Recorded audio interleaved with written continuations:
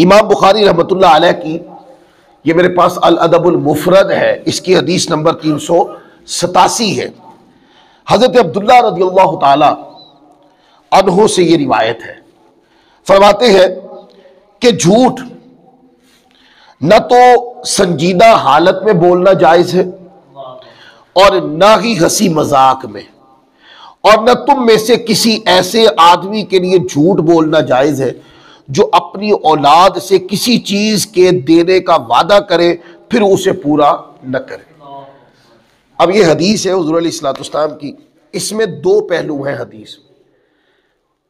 पहला पहलू ये है कि झूठ एक ऐसी बीमारी है, यानी बंदे को सरापा सच्चाई होना चाहिए। झूठ न संजीदगी में बोला जाता है न मजाक में ही बोला जाता है। झूठ एक गुनाह है जिसकी मुजम्मत कुरान ने कर दी। जब मुजम्मत कुरान ने कर दी तो अब इसको कोई मजाक में बोले तब भी बदतर है ये काम, कोई संजीदगी में बोले तब भी ये काम बदतर है। इस्लाम को ये पसंद नहीं है। इस्लाम को, अल्लाह ताला के कुरान को, अल्लाह को और उसके प्यारे रसूल सल्लल्लाहु अलैहि वसल्लम को झूठ इसलिए नहीं पसंद कि इससे दूसरे को अजियत होती है, दूसरा मुगालते का शिकार होता है, दूसरे बंदे को तकलीफ महसूस होती है, दूसरा बंदा मुश्किल में पड़ जाता है। इसलिए इस्लाम ने झूठ को बैन कर दिया। बहुत कम मौके ऐसे हैं जहां पर इस्लाम तोरिया करने की इजाजत देता है, मगर ना मुतलकन तरगीब इस बात की है अपनी जात को सरापाए सच्चाई बनाना है। सरापाए सच्चाई। झूठ का जो रास्ता है ना, ये आसान है पर इसका एंड सही नहीं है, और जो सच्चाई का रास्ता है वो मुश्किल है पर उसका जो एंड है ना वो बहुत अच्छा है। अच्छा, ये दो तस्वीरें क्यों हैं? सच का रास्ता मुश्किल क्यों है और झूठ का रास्ता आसान क्यों है? सच रब को पसंद है, झूठ शैतान को पसंद है। अब शैतान चाहता है कि लोग झूठ बोलें, इसलिए वो बंदे के सामने झूठ बोलने से काम आसान होता है, झूठ बोलने से काम का रास्ता आसान हो जाता है, ये शॉर्टकट हो जाता है, तो वो तस्वीर दिखाता है झूठ बोलो जल्दी से काम करवा लो। और सच को शैतान मुश्किल बना बना के दिखाता है कि अगर ये सच बोला तो फिर ये मसला भी होगा, सच बोला तो वो मसला भी होगा। अब यहां पे मुसलमान की गैरत ईमानी के इम्तिहान होता है। गैरत ईमानी क्या है?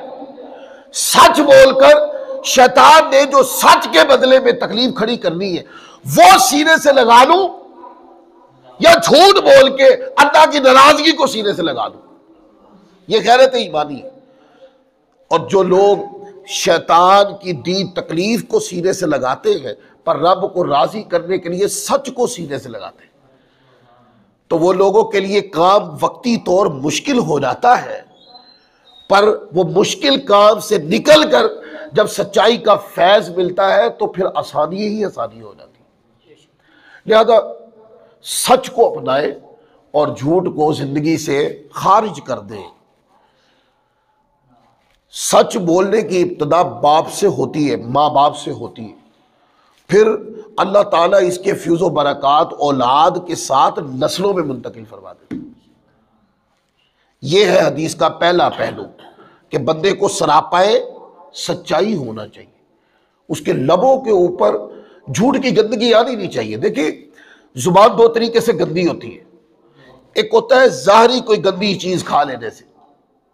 अगर एक मिसाल है, कोई चीज ज़ाहरी तौर पे गंदी है और कोई बंदा खा ले तो फौरन क्या करता है? वो क्या करता है? बाहर निकाल देता है, उसका वजूद कबूल नहीं करता, उसका मिजाज कबूल नहीं करता। तो ये जो झूठ है दोस्तों, ये भी तो एक गंदी चीज ही है ना। सिर्फ ये है कि इसका जायका रूहानी तौर पर आता है, जिस्मानी तौर पर नहीं आता। मोमिन को अपनी अज़मत सच्चाई को इस सतह पे पहुंचाना है कि जब झूठ करीब भी आने लगे तो झूठ की बदबू से मोमिन की तबीयत में उकताहट महसूस होनी चाहिए। और सच्चाई की लज्जत को चखने के लिए हर वक्त दम बेकरार रहना चाहिए। ये क्या है? इसके लिए सच्चाई की प्रैक्टिस करनी होगी। मिजाज में सच्चाई, जब आप सच जब बोलने लगेंगे, शैतान मुश्किल खड़ी कर देगा। उस मुश्किल से लड़ जाना है। एक बार नहीं, दो बार नहीं, तीन बार नहीं, चार बार नहीं, हजारों बार सच बोलते हुए सामने खड़ी की मुश्किल से लड़ जाना। लड़ लड़ के सच बोलने के बदले में जो शैतान ने मुश्किल खड़ी की है उसको मुनहदिम कर देना है, हत्ता कि शैतान उस रुकावट को खड़ा करना ही छोड़ दे। वो शैतान जो था वो हीले बहानों से किसी आलिम को, किसी साहिबे जिक्र को, तो वो उसने सुला दिया, नमाज नहीं पढ़ने दी। तो जब वो बेदार हुए तो अल्लाह की बारगाह में बड़ी गिरियाजारी किया, मौला मुझे माफ़ी अता फरमा। उसकी गिरियाजारी के नतीजे में एक तो वो नमाज भी अल्लाह तबारक व तआला ने माफ़ी हो गई उसकी, और बे इंतहा अजर रब ने दे दिया। अगले दिन शैतान खुद आ गया जगाने,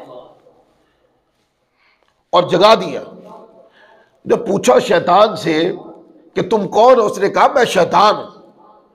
कहा तुम तो लोगों को नमाज से रोकते हो और आज मुझे नमाज के लिए जगाने आ गए हो। उन्होंने कहा कि कल, शैतान ने कहा कल मैंने नमाज से ही रोका था, और कल जो नमाज नहीं पढ़ सके ना आप, वो नमाज मैंने ही नहीं पढ़ने दी थी आपको, और फिर बाद में तुम रोए हो अल्लाह की बारगाह में नमाज न पढ़ने की वजह से तकलीफ जो तुम्हें हुई, और तुमने गिड़गिड़ा के रब की बारगाह में अपने गुनाह की माफ़ी मांगी है, तो अल्लाह ताला ने वो गुनाह भी माफ़ कर दिया और तुम्हें बहुत बड़ा अजर भी दिया। तुम्हें तो मैं नमाज से रोका तो तुम तो ज्यादा फायदे में रहे, लिहाजा आज मैंने आके जगा दिया कि उठ के नमाज पढ़ो ताकि नमाज का ही सवाब मिले। अगर आज भी नमाज के लिए न उठने दिया तो फिर रोएगा तो फिर ज्यादा सवाब मिलेगा। इसलिए दोस्तों, सच बोल बोल के, सच की प्रैक्टिस कर करके अपनी जबान को इतना पाक कर देना है, और मुश्किल जो सच बोलने के नतीजे में खड़ी होती है उसके साथ इतना लड़ जाना है कि वो मुश्किल फिर मुश्किल ना रहे। तबीयत में बंदा नेकी करता है तो आप देखते हैं कि बंदा बाज मरतबा इब्तदाई तौर पर नेकी करना कितनी मुश्किल होती है, मुश्किल हो जाता है। मस्जिद जाना, वजू करना, सुबह उठो, 5 नमाजें पढ़नी है, सुबह और ईशा की नमाज कभी मुश्किल हो जाती है, कभी तो इब्तदा में नेकी करना कितना मुश्किल हो जाता है। लेकिन जब बंदा आदत में रख ले सारी चीज़ों है और नेकी करता रहता, फिर नेकी का फैज़ मुंतकिल होने लग जाता है, फिर अल्लाह तबारक व तआला की खुशनुदी का फैज़ मुंतकिल होने लग जाता है। फिर ये जो नेकी का रास्ता होता है, जब बंदा इसको आदत में शामिल कर लेता है तो जो जो चीज़ आदत में आती जाती है आप महसूस करते हैं वो आसान होती चली जाती है।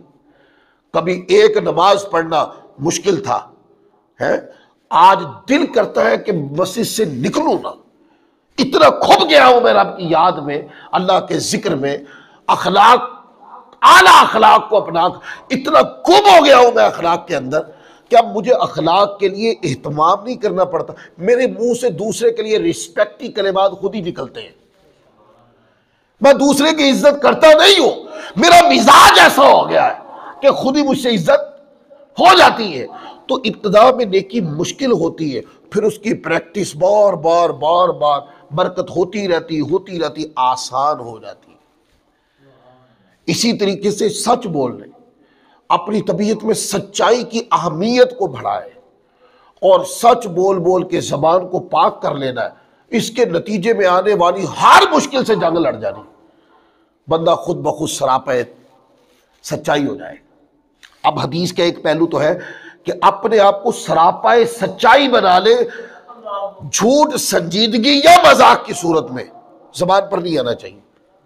गंदी चीज जो होती है, चाहे मजाक में भी कोई नहीं निकाल सकता ना, सच्चा मजाक में हो या संजीदगी में, गंदी बात तो गंदी ही बात होती है, बुरी बात तो बुरी बात होती है, वो जबान से नहीं निकलनी चाहिए, मजाक की सूरत में भी नहीं निकलनी चाहिए, संजीदगी की सूरत में भी नहीं निकलनी चाहिए। अच्छा, हदीस का दूसरे पहलू पे गौर करें। आका अलैहिस्सलाम की जो हदीस है, फरमाया कि जो अपनी औलाद से किसी चीज के लिए वादा देने का वादा कर लेते हैं फिर उसे पूरा न करें, यह भी मुजम्मत है, हम कह देते हैं ना बच्चे को, भाई रो रहा था बच्चा, चुप कराने के लिए कह दिया ना, मैं आपको बेटे फलां चीज लेके दूंगा, ठीक है। अब ये अगर आपने नहीं लेके देनी तो आपका ये बात कहना कि मैं ले दूंगा, ये जुमला भी झूठ पर मबनी है। और अगर आपने नहीं लेके देनी तो फिर आपका ये जुमला नहीं होना चाहिए। अच्छा, इससे दो इफेक्ट होते हैं। एक इफेक्ट ये होता है कि बंदा खुद झूठ बोलने का मुर्तकिब करार पाता है, और दूसरा बच्चों की तरबियत पर इस झूठ का असर होता है। और उसका असर क्या होता है, बच्चे जब थोड़ी सी उम्र बढ़ती है बच्चे की और बच्चा सीखने की उम्र में आता है, तो उसके दिमाग में एक मफहूम जन्म लेता है, ओ यार मेरे वालिद कहते रहते, दिलवाते तो है नहीं। तो वो वालिद के अमल को संजीदगी से लेने के बजाय गैर संजीदा लेता है। आज जो वालिद की बात को संजीदा नहीं लिया जा रहा, अहमियत कम हो गई है। ये अहमियत कम खुद की गई है। हमने जो रफ जुमला बोला था ना, जो झूठ पर मबनी जुमला बोला था, उसने बच्चे की तरबियत को भी बिगाड़ दिया। लिहाजा सच बोलना है, संजीदगी और झूठ की कैफियत में भी सच ही बोलना है। संजीदगी और गैर संजीदगी में सच ही बोलना है। हत्ता कि बच्चे के साथ भी झूठ, मजाक में भी नहीं बोलना है, लाड में भी झूठ नहीं बोलना है, सच्ची बात कह दे। बच्चे को चुप करवाने के लिए जायज हीले बहाने होते हैं, जायज अंदाज होते हैं, उनको अपना लेना चाहिए। फिर आगे देखें, आगे इमाम बुखारी रहमतुल्लाह अलैह ये बाब लाए हैं, बाब नंबर 182। ये जो मैं आज पढ़ रहा हूं, इत्तिफाकी तौर पर ये दर्स आज जुमे के बयान में आ गया। ये जो किताब है अखलाकियात की, ये किताब मैंने बिल इस्तेआब यूट्यूब चैनल के ऊपर पढ़ाई है। इसके तकरीबन कोई 70 से ज़्यादा लेक्चर जो है वो रिकॉर्ड होकर यूट्यूब चैनल पर रखे हैं। उसके ऊपर मैंने अखलाक की मुख्तलिफ उन्वानात पर यह किताब बिल इस्तेआब पढ़ाई है। 182 बाब है। अच्छा, इमाम बुखारी रहमतुल्लाह अलैह अब बाब का उन्वान कहते हैं, बाबुल्लज़ी युस्बिरु अला अज़न्नासी। कहते हैं जो आदमी लोगों के सताने पर सब्र करे, उस बंदे का बयान। लोग तकलीफ देते हैं, और तकलीफ के मुख्तलिफ उन्वान हैं। कभी हक ना दे के तकलीफ देते हैं, कभी मुश्किल में डाल देते हैं, कभी औलाद की तरफ से तकलीफ देते हैं, कभी कारोबार की तरफ से तकलीफ देते हैं, कभी खानदानी फड्डा खड़ा कर देते हैं, कभी रिश्तेदारियों के लेने देने में मामलात खड़े करते हैं, अज़ियत देते हैं लोग। इमाम बुखारी फरमाते हैं, वो लोगों की अज़ियत के ऊपर सब्र करने वाले शख्स का बयान, कि सब्र करने वाले को अल्लाह तबारक व तआला की बारगाह से क्या मिलता है, और सब्र करने वाला अल्लाह की बारगाह में है क्या। हज़रत अब्दुल्ला बिन उमर रदियल्लाहु ताला अन्हुमा, ये फारूक आज़म रदियल्लाहु ताला अन्हु के साहबजादे हैं, सहाबा में मुफ्ती साहब भी थे।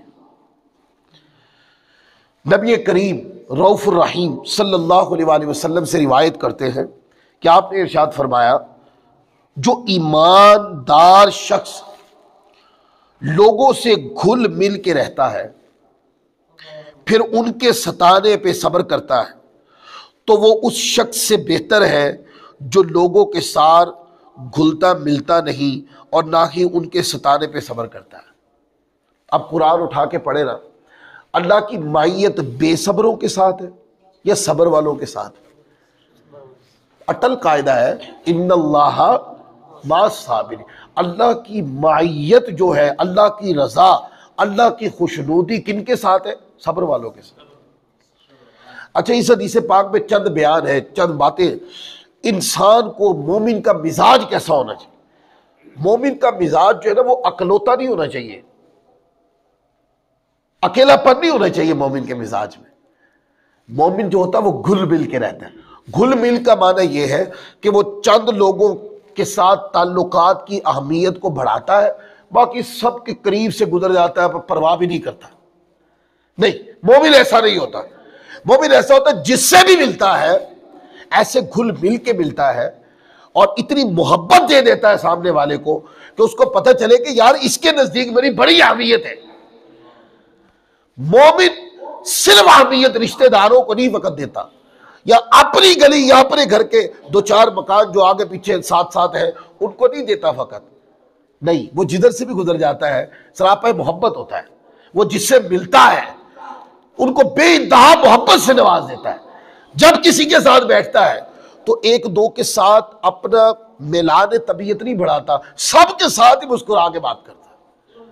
लिहाजा मोमिन की पहली तरबियत क्या है कि मोमिन यानी सड़ा बुझा नहीं रहता ना, मोमिन घुल मिल के रहता है, मुस्कुराता है मोमिन, तबस्सुम करने वाला, मुस्कुराने वाला और घुल मिल के रहने वाला, हर किसी इंसान को इज्जत देने वाला, शर्फ देने वाला, मोहब्बत देने वाला है, प्यार देने वाला होता है मोमिन। और दूसरी बात ये बताया गया कि जो घुल मिल के रहता है, एक तो अल्लाह ताला और उसके रसूल को वो बंदा पसंद है, और इससे ज्यादा वो बंदा पसंद है कि घुल मिल के रहता है, प्यार सभी को देता है, शफकत से सभी को नवाजता है। पर जिनको शफकत दी है, प्यार दिया है, मोहब्बत दिया है, जब वो अपनी तबीयत के तीर बरसाते हैं ना, तो वो उस पर सब्र करता है, गिले नहीं करता कि मैं तो तुहानू प्यार दिता सी तो तुसी तीर मारना शुरू कर देते, ऐसे नहीं कहता मोमिन गिले नहीं करता, प्यार देता है, मोहब्बत देता है, शफकत देता है, काम आता है, अपनी तबीयत में दूसरे के लिए गुंजाइश रखता है। और जिसको नवाजा है मोमिन ने, अगर उसने तीर भी मारा है तो गिला नहीं करता, सब्र करता है रब की रजा पर कि मौला मैं जो इसके लिए मीठा बोला हूं, मैं कोई दुनिया को दिखाने के लिए थोड़ी बोला हूं, मैं तो तुझे राजी करने के लिए बोला हूं, मैं तो तेरी रजा चाहता था, मैं तो तेरी खुशनुदी चाहता था, तेरे रसूल की पैरवी करना चाहता था, आका की सीरत को अपनाने के लिए करता था। तो अगर इसने मुझे तीर मारा है तो मैं कोई अपने अखलाक का इससे मुआवजा थोड़ी मांगता हूं कि मैं किसी से मीठा बोला हूं तो कोई जो है ना, अगर किसी ने मुझे अजियत दी है तो मौला मैंने अखलाक और अच्छाई अपनाई तेरी रजा के लिए, अब किसी की तलख बात को भी कबूल करूंगा तेरी रजा के, गिला नहीं है मुझे किसी से भी। ये अदा है। और फरमाया कि वो मोमिन बंदा जो लोगों को मोहब्बत देता है और जिनको मोहब्बत दी उनके तीरों पे सब्र करता है, वो उस शख्स से बेहतर है कि जो कल्ला कल्ला रहता है, मोहब्बत भी नहीं देता और तीर भी बरसाता है और बेसब्रा भी है। फरमाया उससे बेहतर है। अब रब की नजर में बंदा बेहतर कौन सा हुआ? लड़ाकू है, हर वक्त लड़ते रहना, मोहल्ले से गुजरना और सलाम दूसरा करे, मैं तो नहीं करता किसी को, इस धुन में अकड़े रहना, मैं तो चौधरी साहब हूं, मैं तो फलाना फलाना, तो मैं फलाना। और यार अल्लाह की बारगाह में फलाना फलाना नहीं, अल्लाह की बारगाह में मुत्तकी रब को पसंद है। मुत्तकी का माना जो झुका होता है, वो जो रब की फरमा बरदारी का लिहाज करता है, दुनियादारों के तकलीफों पर तो पी जाता है, सब्र करता है। कई बार ऐसा भी देखने को मिलता है कि बाज दोस्त ऐसे होते हैं, सलाम में इस्लाम ने पहल का हुक्म दिया है। क्या हुक्म दिया है? पहल करो, कि जो सलाम में पहल करता भाई उसको नेकियां ज्यादा मिलती है, और जो जवाब देता है नेकियां उसको भी मिलती है, पर थोड़ी मिलती है, थोड़ी नेकियां मिलती है उसको। अब देखें तो फिर कोशिश किस चीज की करनी चाहिए? इस्लाम को सलाम पहले करने की कोशिश करनी चाहिए, या कुर्सी बिछा के गली में इस तरह बैठे रहना कि जो भी है मुझे सलाम करके जाए? घाटे का सौदा है ये। सौदा क्या है? घाटे का सौदा है। एक तो आप काम कोई नहीं करते, और दूसरा आप पूरे मोहल्ले में अजियत बने हुए हैं, आप बैठे होते, कोई सलाम ना करके जाए तो गिले शुरू कर देते आप। नहीं, मोमिन का तरीका यह है कि वो आगे बढ़ के खुद सलाम करता है। ये ठीक है कि आने वाले को सलाम करना चाहिए, सुन्नत का ये पहलू ज्यादा आया है कि जो आया है उसको पहल करनी चाहिए सलाम में, लेकिन मुतलकन कायदा भी तो ये है ना कि जो पहले सलाम करेगा सवाब भी ज्यादा वो पाए। तो कुर्सी बिछा कर मोहल्ले में कोने पे बैठ जाना कि सारे मोहल्लेदार मुझे सलाम करके जाए, नहीं सलाम करके गए तो जिसने नहीं किया उससे मेरा गिला है, ये तो सवाब, ये कोई सवाब का काम नहीं। बल्कि आगे बढ़ के पहले सलाम करना, इसके दोहरे फायदे हैं। आप सलाम में पहल करें, जिसके बारे में आप सलाम में पहल करेंगे ऑटोमेटिकली आपकी मोहब्बत उसमें बढ़ जाएगी, आपकी उसके साथ बढ़ जाएगी, उसकी आपके साथ बढ़ जाएगी। क्या जब गुजरते सलाम करते हैं, दुआ भी देते हैं, अस्सलामु अलैकुम व रहमतुल्लाहि व बरकातहू, साथ सलाम भी करते हैं, साथ दुआ भी दे देते हैं। ये तरीका है जो इस्लाम ने सिखाया है। फिर आगे देखें, अगली हदीस है, इसके ऊपर भी इमाम बुखारी रहमतुल्लाह अलैह के बाब का उन्वान कायम किया 1083, और इसके ऊपर है बाब सब्री अलल अज़ा, कहते हैं कि तकलीफ पहुंचने पर सब्र करने का बयान। अब इसके नीचे हदीस है, हदीस नंबर 389, अबू मूसा अशारी रदियल्लाहु ताला अन्हो रिवायत करते हैं, नबी करीम रऊफ़ुर रहीम सल्लल्लाहु अलैहि वसल्लम से रिवायत करते हैं, आपने इरशाद फरमाया, कोई आदमी नहीं, या फरमाया कोई चीज़ नहीं अल्लाह अज़्ज़ व जल से ज़्यादा सब्र करने वाली उस तकलीफ़ से जो वो सुने और उस पर सब्र करे, और यकीनन लोग उसके लिए ये दावा करते हैं कि उसका बेटा है और वो उसके बावजूद उनको आफियत और रिज़्क़ अता फरमाता है। कहा कि इससे बढ़ के कोई चीज़ नहीं, अल्लाह की बारगाह में कोई चीज़ पसंदीदा नहीं, अल्लाह की बारगाह में कोई अमल पसंदीदा नहीं कि किसी बंदे को तकलीफ दी गई और उसने उस पर सब्र कर लिया, सब्र कर लिया उसने। लोग सब्र वालों को बुज़दिल बना देते हैं और फिर उसकी कहानियां सुना, बोलने नहीं देता जी, मैं को बोलने दे, तो वो बोलता था, मैं आगे से गाली निकालता था, जो 5-8 गाला कढ़िया ना, मैं चुप हो गया। वो मोमिन के सब्र को आसमा रहे हो। आपको पता है जिसको गालियां निकाली है उसके सब्र ने जंग जीत ली है, और हमारी बदअखलाकी ने हमारे सिर्फ किरदार का बेड़ा गर्क नहीं किया, हमारी रूहानियत का भी बेड़ा गर्क कर दिया कि हमारे कलाम में सख्ती है, हमारे कलाम में गंदगी है, हमारा कलाम लग़्व है, हमारा कलाम मोमिन को अज़ियत देता है।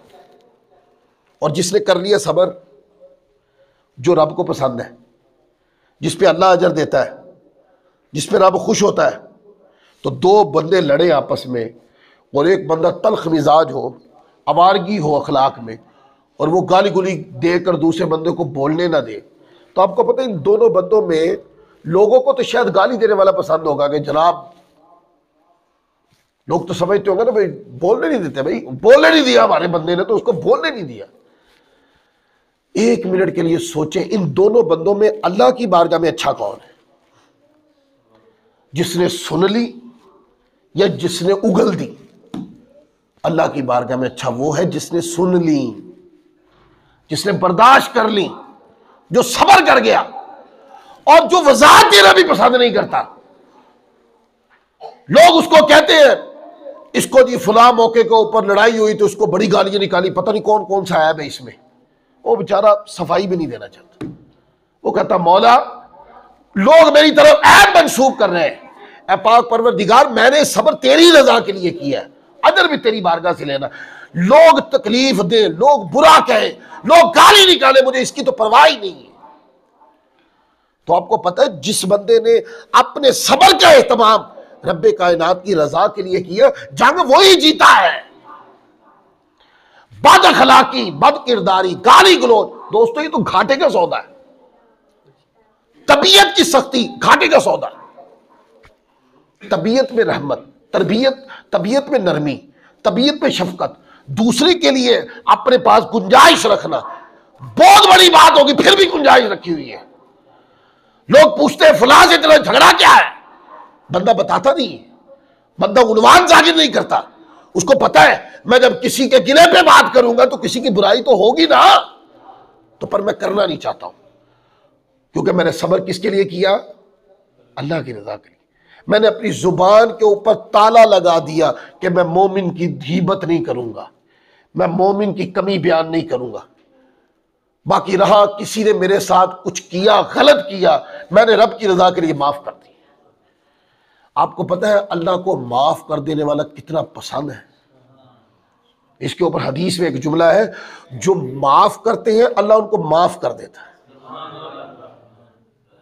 अल्लाह माफ फरमा देता है। गुनाहगार होता है जिसने माफ किया होता है ना, माना कि जिस पर माफ किया वो गुनाह उसने नहीं किया होगा, लेकिन क्या जिंदगी में और कोई गुनाह नहीं किया होगा उसने? है लड़ाई झगड़ा हो, माफ करके मैदान जीत ले, अल्लाह की बारगाह से तौबा का इनाम ले ले। जो दुनिया से ताइब होके गया, जिसने अल्लाह की बारगाह में गिड़गिड़ा के गुनाह माफ करवा लिए, जिसने अपनी जिंदगी को बद अखलाकी की बर्बादी से बचा लिया, मोमिन को जलील और रुसवा करने से अपनी जुबान को रोके रखा, दोस्तों वो जंग जीत गया दुनिया की। वो दुनिया से जब जाएगा ना, आप क्या समझते हैं अल्लाह की रहमत उसको गंदा में लेके जाएगी? नहीं, खुदा की रहमत उसको पाक कर देगी।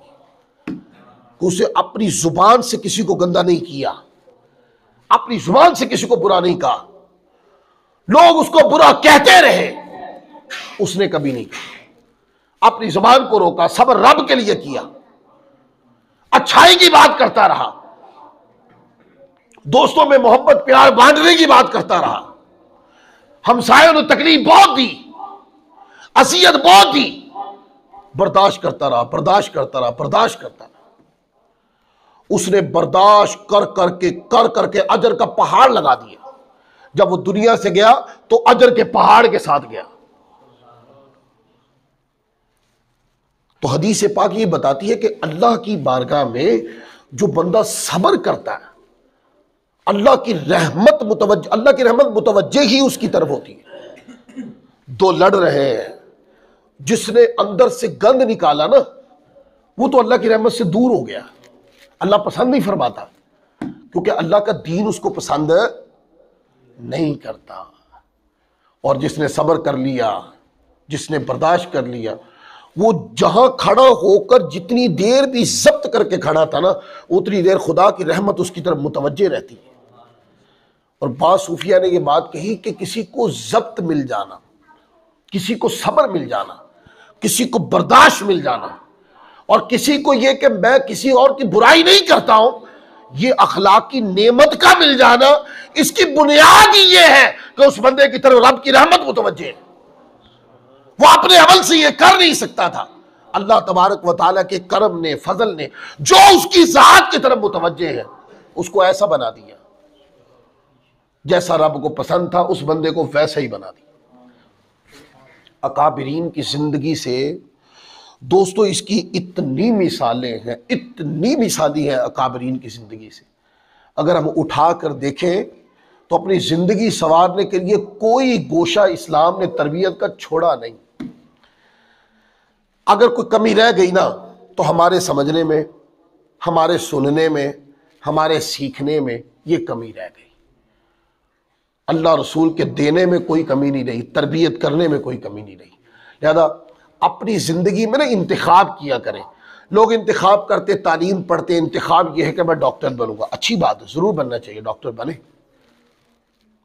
मैं तो अक्सर कहता हूँ, तो डॉक्टरी का शोबा एक ऐसा शोबा है, बंदा इसको जिम्मेदारी से निभाए, वली बन जाएगा, क्योंकि डॉक्टर लोगों की जान बचाते हैं। कोई पुलिसमैन है, आप अपने शोबे के अंदर सच्चे होकर काम करें, आप अवाम के अंदर फसाद को रोकते हैं, आप अपने काम को जिम्मेदारी से निभाया, वली बन जाएंगे इस काम की जिम्मेदारी को निभाते निभाते।